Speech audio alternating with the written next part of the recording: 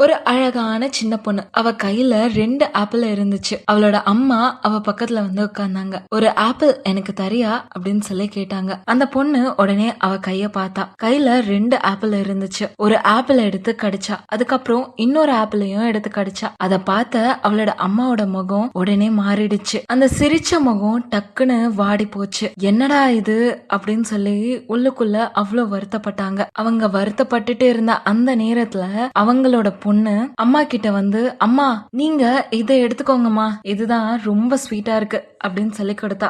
இதே மாதிரிதான் நம்ம வாழ்க்கையிலுமே நம்ம ரொம்ப சீக்கிரமா ஒருத்தரை இந்த மாதிரி தான் எடை போட்டுடுறோம். ஒரே செகண்ட்ல இவங்க இப்படிதான் அப்படின்ற மாதிரி ஒரு தீர்ப்பு சொல்லிடுறோம். ஆனா கொஞ்சம் யோசிச்சா அவங்க பக்கத்துல இருக்கிற நியாயமும் உண்மையும் நமக்கு தெரிய வரும். அதனால சீக்கிரமா யாரையும் ஜட்ஜ் பண்ணாதீங்க, இல்லனா நம்மள நாமளே ஒரு தர்ம சங்கட நிலைக்கு ஆளாக்கிடுவோம். இந்த குட்டி கதை உங்களுக்கு பிடிச்சிருந்துச்சுன்னா அவள் செல்லும் கதைகளை மறக்காம சப்ஸ்கிரைப் பண்ணிடுங்க. நன்றி, வணக்கம்.